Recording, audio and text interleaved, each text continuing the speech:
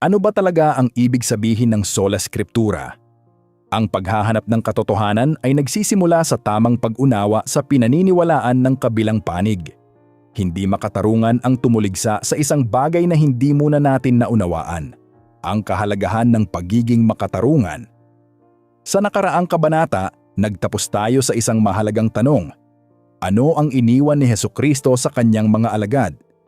Ngunit bago natin ito sagutin, kailangan muna nating unawain ang isang prinsipyong naging sentro ng malaking bahagi ng Kristyanismo sa nakalipas na 5 siglo, ang sola scriptura.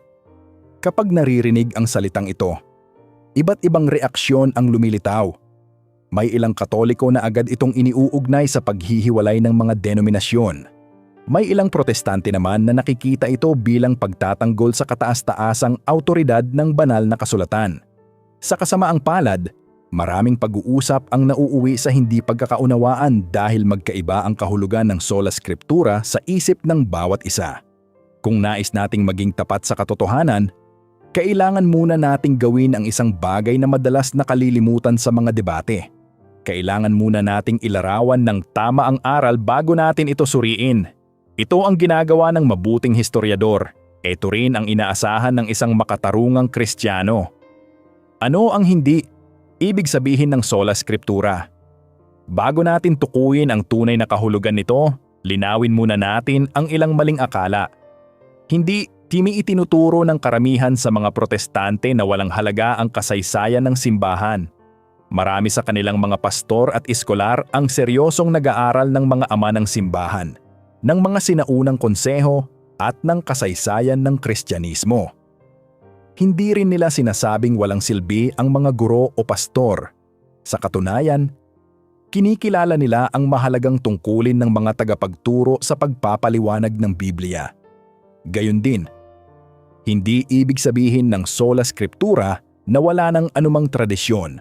Bawat pamayanang Kristiyano ay may sariling paraan ng pagsamba, mga pahayag ng pananampalataya at mga kaugaliang naipasa sa paglipas ng panahon. Kaya't ang tunay na usapin ay hindi kung may tradisyon ba o wala. Ang tunay na usapin ay ano ang may pinakamataas na awtoridad kapag may pagtatalo tungkol sa pananampalataya. Dito, umiikot ang sola scriptura. Ang tunay na kahulugan ng sola scriptura, ang salitang sola scriptura ay Latin na nangangahulugang kasulatan lamang. Ngunit kailangan pa itong ipaliwanag. Sa klasikong pag-unawa ng mga pangunahing reformer noong ika-16 na siglo, ang sola scriptura ay nagtuturo na ang banal na kasulatan lamang ang tanging hindi nagkakamaling pamantayan ng pananampalataya at moralidad. Pansinin ang salitang lamang. Hindi nito sinasabing walang halaga ang kasaysayan. Hindi nito sinasabing walang silbi ang mga konseho. Hindi nito sinasabing walang dapat pakinggang pastor o guro. Sinasabi lamang nito na ang lahat ng ito ay may awtoridad lamang hanggat naayon sila sa banal na kasulatan. Kung magkaroon ng hindi pagkakasundo, ang huling pasya ay nasa Biblia. Ito ang sentrong ideya ng sola scriptura. Isang bagay na pareho nating pinaniniwalaan. Sa puntong ito, mahalagang banggitin ang isang bagay na madalas nalilimutan. Ang simbahang Katolika ay hindi naniniwalang mas mababa ang Biblia kaysa sa tradisyon. Sa kabaligtaran, itinuturo ng simbahan na ang Biblia ay kinasihan ng Diyos, tunay na salita ng Diyos, at dapat tanggapin ng may pananampalataya at paggalang. Itinuturo rin ng Catechism of the Catholic Church na ang banal na kasulatan ay nagsasalita sa atin ng katotohanan ng Diyos, sapagkat ito ay isinulat sa ilalim ng inspirasyon ng Espiritu Santo. Sa makatuwid, ang tanong ay hindi, mahalaga ba ang Biblia? Parehong sasagot ng oo ang Katoliko at Protestante.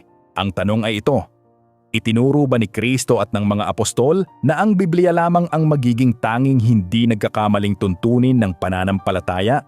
Ito ang tanong na dapat nating siyasatin. Ang madalas na batayan. Kapag ipinagtatanggol ang sola scriptura, halos palaging binabanggit ang isang talata.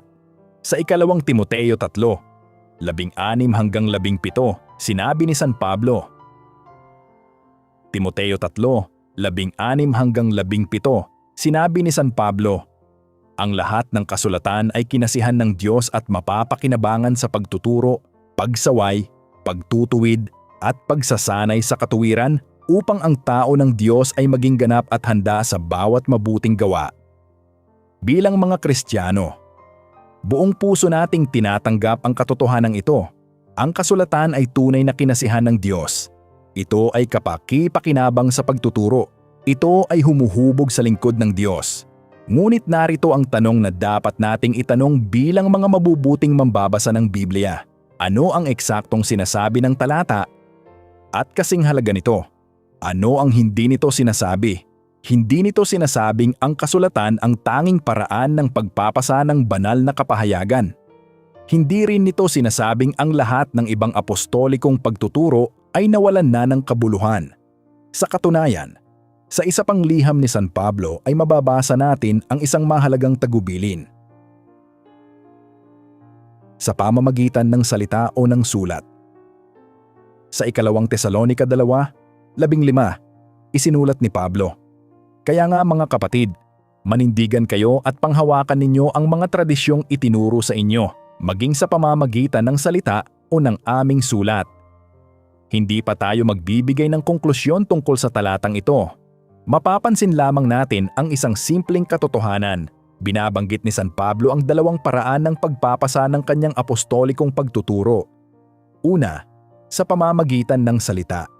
Ikalawa, sa pamamagitan ng sulat. Kung galoma di kung gayon, may isang tanong na dapat nating dalhin sa mga susunod na kabanata. Ano ang kaugnayan ng dalawang ito? Pareho ba silang bahagi ng iisang ebanghelyo? O isa lamang sa kanila ang dapat manatili? Hindi pa natin sasagutin ang tanong. Isang prinsipyong kailangang hanapan ng batayan. May isang mahalagang prinsipyo sa pag-aaral ng teolohiya. Kung ang isang aral ay fundamental sa pananampalatayang Kristiyano, makatuwirang asahan na malinaw itong itinuro ni Kristo o ng kanyang mga apostol. Halimbawa, maliwanag ang utos tungkol sa pagbibinyag. Maliwanag ang utos na ipagdiwang ang Eukaristiya. Maliwanag ang utos na ibigin ang Diyos at ang kapwa. Kung gayon, dapat nating itanong, saan malinaw na itinuro ni Jesus o ng mga apostol na kasulatan lamang ang magiging tanging hindi nagkakamaling tuntunin ng pananampalataya? Ito ang tanong na hindi natin dapat katakutan.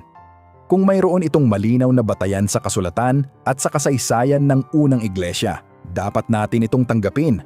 Kung wala naman, dapat din tayong maging tapat sa ebidensya. Ang layunin ng aklat na ito ay hindi ipagtanggol ang isang tradisyon dahil lamang sa ito ang ating kinagisnan. Ang layunin ay hanapin ang katotohanang iniwan ni Kristo sa kanyang iglesia. Isang paglalakbay patungo sa kasaysayan, anak. Sa ngayon, ginawa pa lamang natin ang unang hakbang. Naunawaan natin kung ano ang ibig sabihin ng sola scriptura at kung ano ang hindi nito ibig sabihin. Ngunit may isa pang tanong na naghihintay ng kasagutan. Kung ang sola scriptura ay tunay na aral ng mga apostol, makikita ba natin ito sa unang mga siglo ng Kristyanismo?